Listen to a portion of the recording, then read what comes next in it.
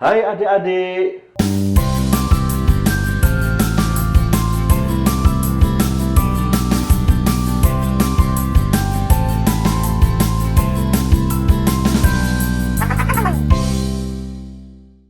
Apa kabar semuanya? Iya, kakak harap kalian dalam keadaan baik-baik saja. Hari ini Kak Kempo Antaka menemui kalian lagi untuk menyampaikan satu buah cerita rakyat yang sangat menarik. Kali ini, cerita rakyat itu berasal dari Sulawesi Tengah dengan judul Asal-muasal Pohon Sagu dan Aren. Penasaran kan? Nah, mari kita simak ceritanya. Cerita tentang asal-muasal pohon sagu dan aren berawal dari sebuah keluarga yang sangat miskin. Keluarga itu terdiri dari ayah, ibu, dan satu orang anak laki-lakinya. Karena mereka hidup sangat kekurangan, untuk memenuhi makan sehari-hari, mereka biasa mencari buah-buahan dan sayuran di dalam hutan. Lama-kelamaan, sang istri bosan untuk hidup miskin terus-menerus. Maka dia hari itu memberanikan diri untuk bertanya kepada suaminya. Kita gambar, ya. Sang istri perlahan membangunkan suaminya yang setiap hari kerjanya hanya tidur dan bermalas-malasan saja.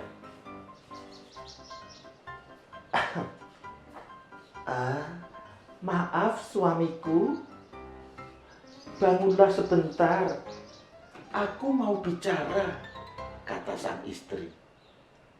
Sambil menggeliat, suaminya mencoba untuk membuka matanya perlahan-lahan. Ada apa?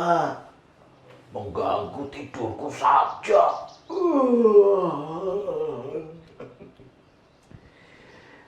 Maaf suamiku, aku mau bicara sebentar. Ya, cepatlah bicara. Aku masih capek mau istirahat. Kita setiap hari hidupnya selalu kesusahan, kekurangan. Apakah kamu tidak bosan hidup miskin seperti ini terus? Ya, aku sih juga enggak kepingin hidup miskin. Tapi bagaimana lagi? Kita sudah ditakdirkan miskin. Maksudku, harusnya kita berusaha supaya kita tidak selalu hidup miskin. Sang suami balik bertanya, maksudmu apa? Bagaimana kalau kita mencari lahan, mencari tanah di hutan? Lalu tanahnya buat apa? Kita tanami biji-bijian yang bisa tumbuh, yang bisa menghasilkan makanan. Sesaat sang suami mengangguk. Itu benar juga. Jadi kita tidak susah untuk mencari buah-buahan dan sayuran di hutan. Iya, karena kita bisa menanam sendiri, kata sang istri. Karena suaminya setuju, maka istrinya segera mempersiapkan bekal dan baju untuk suaminya berangkat pergi ke hutan mencari lahan yang cocok untuk ditanami. Kemudian sang suami berpamitan untuk pergi ke hutan. Istriku, aku pergi sekarang ya.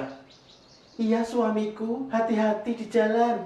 Sang anak pun ikut berbicara kepada sang ayah. Ayah, hati-hati ya. Semoga cepat dapat tanah yang cocok untuk kita tanami. Iya anakku, doakan ayah. Kemudian sang ayah pun pergi meninggalkan keluarganya. Nah, Beberapa jam kemudian, sang ayah pulang dan memberikan kabar bahwa dia sudah menemukan lahan atau tanah yang cocok untuk dia tanami. Akhirnya mereka sepakat untuk membuka lahan itu keesokan harinya. Esok hari, sang suami sudah mempersiapkan gergaji,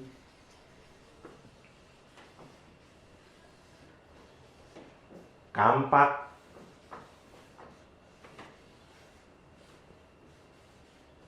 dan sebungkus biji-bijian yang sudah disiapkan oleh istrinya. Kampak dan gergaji itu untuk menebangi pohon supaya lahannya bisa dibuka. Pagi-pagi betul suaminya berangkat dengan semangat. Sang istri gembira sekali karena kali ini melihat suaminya tidak bermalas-malasan seperti biasanya.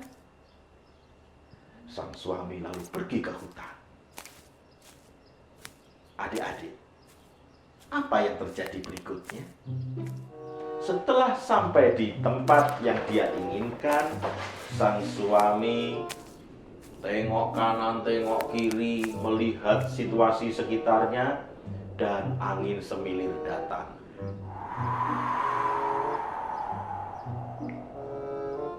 Angin itu membelai rambut dan membelai kulitnya, terasa dingin dan segar.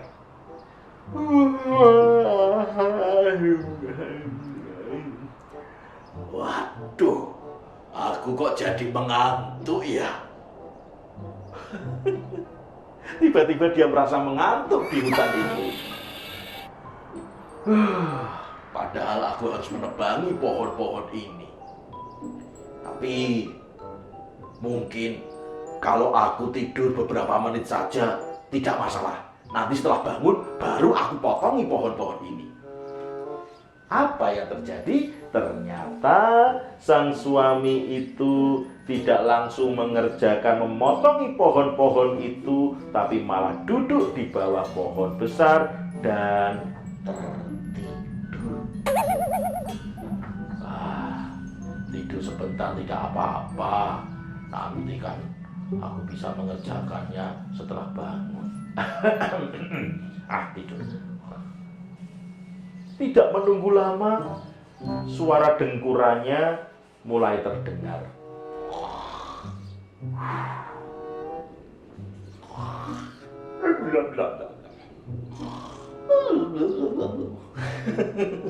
Kira-kira seperti itu ya mendengkurnya ya. Nah, dia tertidur pulas. Tidak hanya beberapa menit ternyata tidurnya adik-adik, tapi berjam-jam. Tak terasa hari sudah mulai sore dan angin pun mulai sangat dingin. Matahari mulai tenggelam.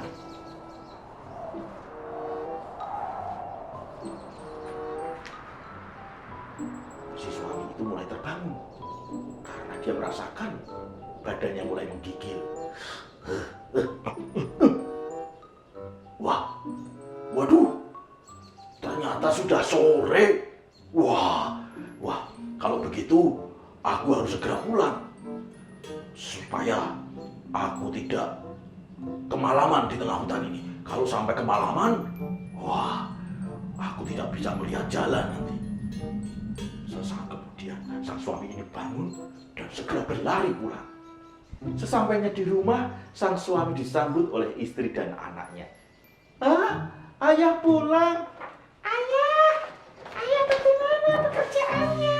Kata sang anak sambil berlari dan memeluk sang ayah. Ayah bagaimana? Capek ya? Wah, kalau capek nanti aku pijitin ya. Kasihan ayah kerja seharian sampai malam, Kata sang anak. Sebenarnya dalam hati sang suami sedih karena hari itu dia tidak bekerja, tapi tidur seharian. Maaf istriku dan anakku. Kenapa minta maaf, ayah? Sebenarnya hari ini aku tidak bekerja apa-apa. Hah? Tidak mengerjakan apa-apa? Bukankah ayah hari ini menebangi pohon untuk membuka lahan? Tanya istrinya. Gimana ya? Aku tadi di hutan tertidur. Hah? Ayah ini bagaimana bisa? Aku juga tidak tahu. Aku inginnya istirahat sebentar, tapi ternyata tahu-tahu hari sudah sore. Daripada aku kegelapan, aku langsung pulang. Ya sudah, tidak apa-apa. Ayah gimana sih? Jangan sampai ketiduran ya. Iya anakku, ayah janji besok mau berangkat, mau menebangi pohon-pohon itu lagi. Nah, adik-adik, keesokan harinya, sang suami itu pergi untuk berniat memotong pohon di hutan. Ternyata kejadiannya sama dengan hari sebelumnya. Dia selalu bermalas-malasan dan tertidur sepanjang hari. Dan tidak satupun pohon yang dia tebang. Berhari-hari seperti itu kejadiannya. Sehingga sang istri mulai mengikuti sang suami. Ketika suatu hari sang suami sedang tertidur di tengah hutan, sang istri mengikutinya dan menemukannya dia sedang terlelap.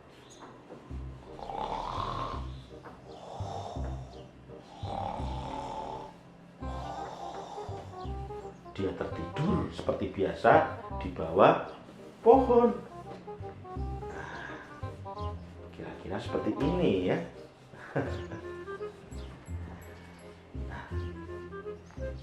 Sang istri perlahan-lahan membangunkan sang suami.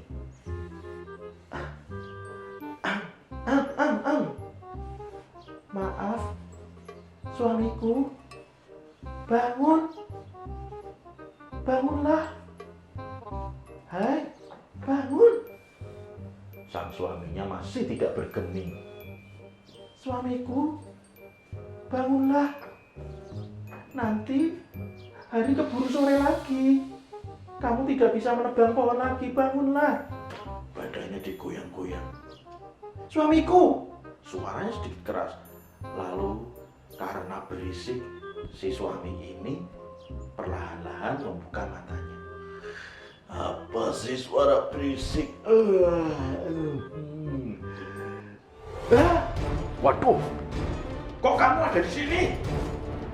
Tanya sang suami sedikit membentak kepada istrinya. Maaf, aku pertama khawatir. Yang kedua, aku ingin supaya ayah mengerjakan tugasnya, tidak tidur seperti ini. Kamu ini benar-benar istri yang tidak percaya dengan suami. Sang suami malah marah, adik-adik. Kamu memata-mataiku? Tidak. Wah, kalau begitu, aku tidak mau mengerjakan. Nih, alat-alatnya aku serahkan kepadamu. Kamu yang mengerjakan memotong pohon-pohon di hutan ini. Ini. Aku kan perempuan, kekuatanku tidak sekuat kamu. Mana bisa aku memotong pohon sebanyak ini? Salahnya sendiri mengikuti aku. Kamu tidak percaya padaku. Suamiku, jangan marah. Tidak. Kalau kamu tidak kuat memotong pohon ini, kamu sajalah yang jadi pohon. Suaminya berkata sembarangan, adik-adik. Meminta istrinya jadi pohon, katanya. Sang suami dengan marah segera meninggalkan istrinya sendirian di tengah hutan. Istrinya sebenarnya juga jengkel. Akhirnya untuk menenangkan pikiran, dia mencari air di sebuah telaga. Dia membasuh mukanya supaya tenang.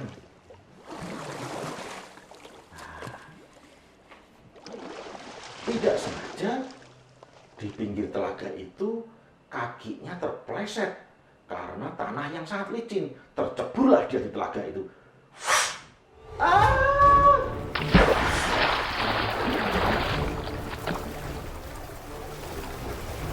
istri minta tolong. Suamiku, tolong! Aku hanyut, suamiku. Tapi apa daya, suaminya tidak mendengar karena dia sudah pergi.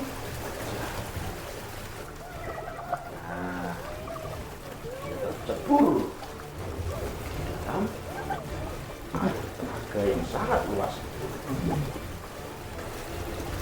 Suamiku, tolong aku! Berkali-kali minta tolong, ternyata percuma. Sang suami sudah sampai di rumah.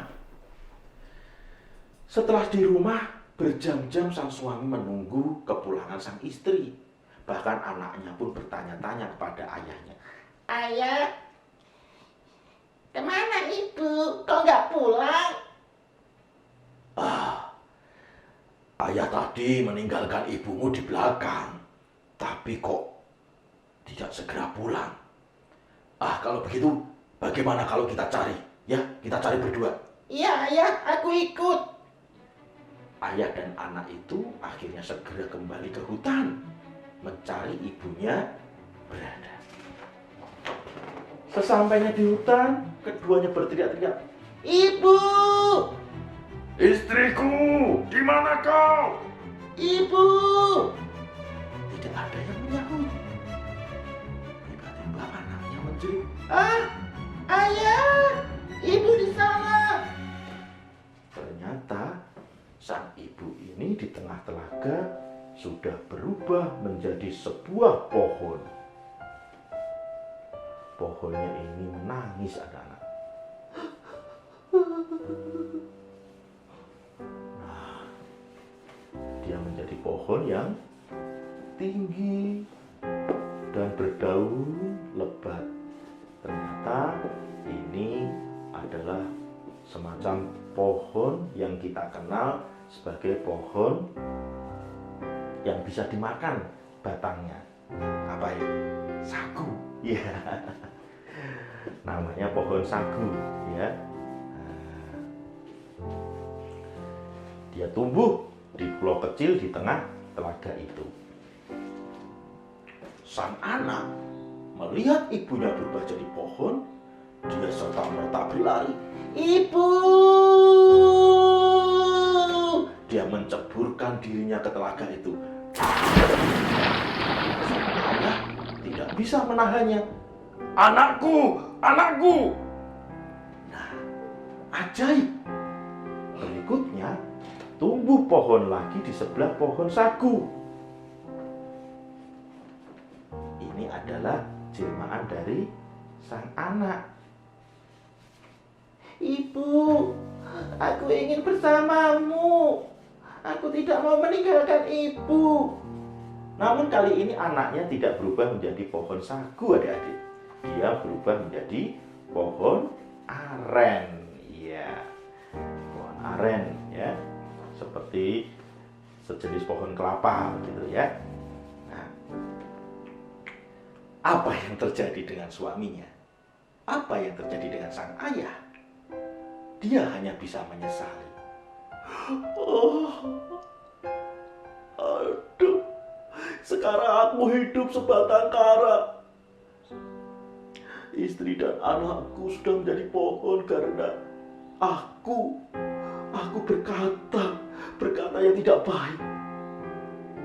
Ingat, ketika sang suami marah, apa yang dia katakan pada istrinya? Dia menyuruh istrinya untuk berubah menjadi pohon. Akhirnya, setelah istri dan anaknya berubah menjadi pohon, sang suamilah yang menyesal sepanjang hidupnya. Ampun istriku, ampun anakku. Aku bertobat Tuhan, ampuni aku. Penyesalan memang selalu datang belakangan, ya. Maka dari itu adik-adik, jadi orang harus rajin bekerja. Jangan jadi seorang pemalas, ya. Karena kalau ingin sukses harus mau bekerja keras. Yang kedua, ketika kita bicara harus pilih kata-kata yang baik, kata-kata yang bijak. Tidak perlu bicara kotor, bicara kasar pada orang lain, apalagi kepada orang tua. Wah, itu dosa, adik-adik. Nah, sekian dulu cerita rakyat dari Kak Kempo. Semoga kita berjumpa lagi di cerita-cerita yang lain. Terima kasih atas perhatiannya. Kurang lebihnya Kak Kempo mohon maaf. Bye-bye.